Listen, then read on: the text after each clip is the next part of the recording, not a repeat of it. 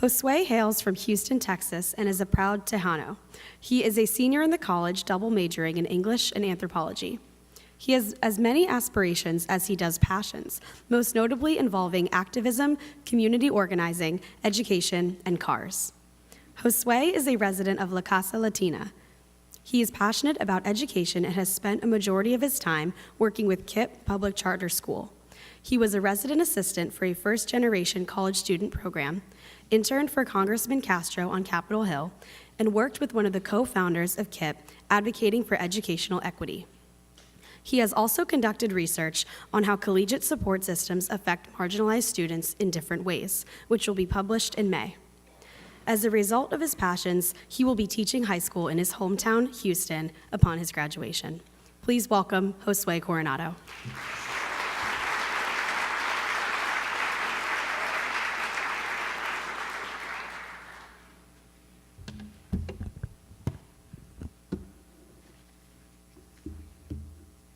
How are y'all feeling today? Good. All right, so something at Georgetown, it's in the morning, want to get you a little bit excited. Something at Georgetown that we do is we do like call and response. So I'm going to say Hoya, and y'all are going to say Saxa. So we're going to practice real quick, all right? Hoya. Saxa. All right, a little bit louder. Come on, let's get a little bit more awake. Hoya. Saxa. That's very nice. All right, well, thank you, Gianna, for those remarks. And thank you for my friends and family for coming out and supporting me, for being along with me on this journey. This one's for you.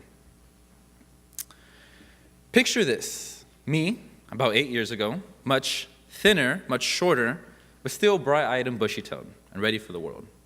It's the summer of 2010, and I'm a rising freshman in high school, participating in Breakthrough Houston, a college readiness program for low-income and underserved minorities. Listen closely, because in this story, details are important. My teacher during the program was a scrappy young Latino college student named Johnny. On the last day of Breakthrough Houston, Johnny asked me, Josué, where is it that you want to go for college? I replied, I don't know. I really know only the big schools, like Harvard or Yale, but I don't think I'll be going to those. His eyebrows furrowed and finally relaxed. He said, Josué, I know of a better school, and I see you there. I want you to go to Georgetown. You're smart, you have a big heart, you're a natural leader. I think Georgetown would be a perfect fit for you. Turns out, Johnny wasn't just any college student. He was a Georgetown student. That conversation changed my life, and I don't say that lightly. We kept in touch monthly from that point on, and in the spring of my freshman year of high school, while Johnny was a senior here at Georgetown, he urged me to visit so I could tour the campus, sit in on a class, and get a feel for what it was like to come here. My mom and I flew from Houston to DC to visit during my spring break. He picked us up from the airport and took us to his house, 1320 36th Street, just 1 block away from the university. While I'd love to romanticize about how perfect and picturesque it looked, let's be honest. It was a college townhouse right before spring break. There was a half-clothed man sleeping on the couch, mouth open and snoring, another man wrapped up in blankets eating cereal and watching Netflix. On the floor was an old pizza box, some empty bottles of beer, and lots of scattered shoes. I thought to myself, geez, this what college is like? But at any rate, I was Johnny's shadow for the day, and I felt so cool. For the first time in my life, I felt like I could go to college, that I could be someone, just by being like Johnny. Needless to say, I fell in love with Georgetown.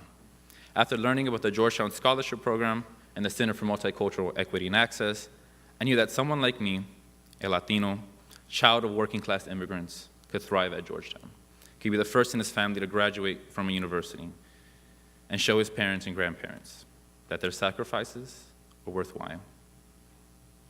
I left that trip feeling refreshed and determined.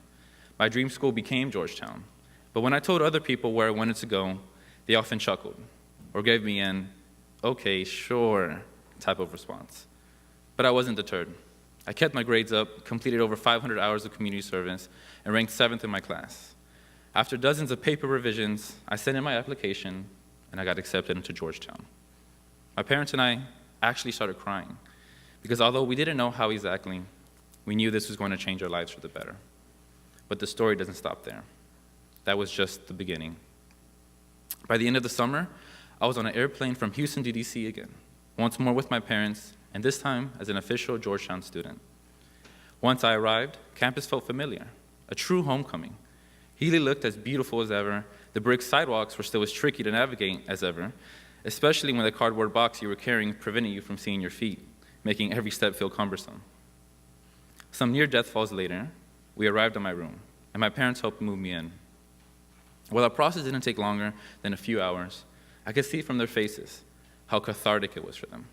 Their firstborn was finally leaving the nest and going out into the real world. We were going to be more than 1,000 miles apart, and I think we both knew that although we were excited for this journey, we were dreading the moment we would have to say goodbye. Tearing up, my mom asked if she could make my bed for the last time. As I watched her close a chapter in her book of parenthood, making sure each corner of the bed was symmetrically covered and that my pillows were nicely fluffed, my father looked at me and gave me a piece of advice I will carry for the rest of my life.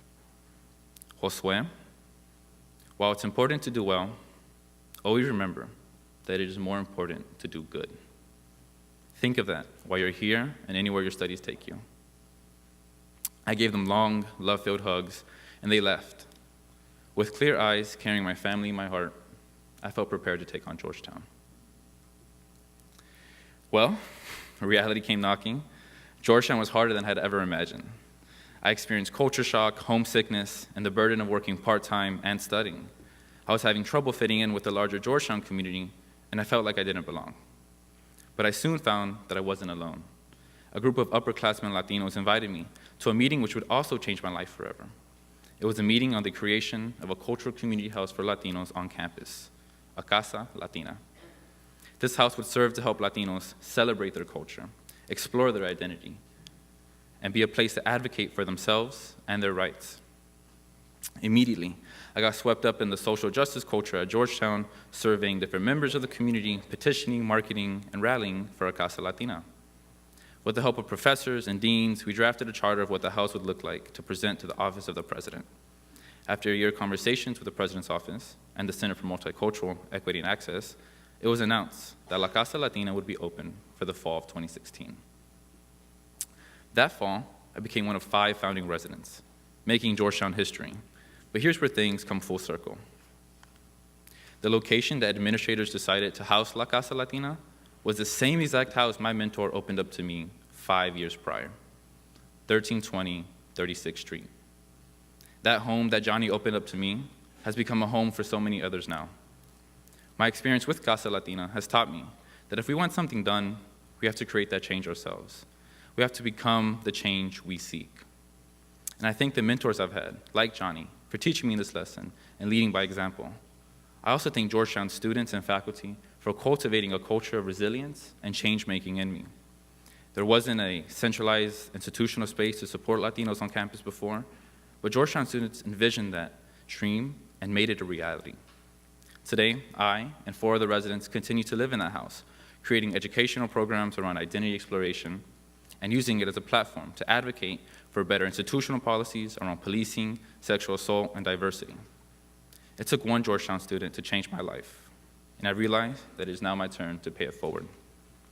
Upon graduation, I will be returning to my high school in Houston, KIPP, a college preparatory school for underserved communities, to teach 11th grade English. In a society where one's life and education are determined by their zip code, educational equity is the civil rights battle of our era. But Johnny showed me that while we can proudly be shaped by our circumstance, we don't have to be doomed by it. Knowledge is power. So I would tell my students what I'm about to tell you and what Hoyas get told upon their graduation. Learn and do good. Do both with passion and conviction. And when you're done, as St. Ignatius put it, go forth and set the world on fire. Thank you.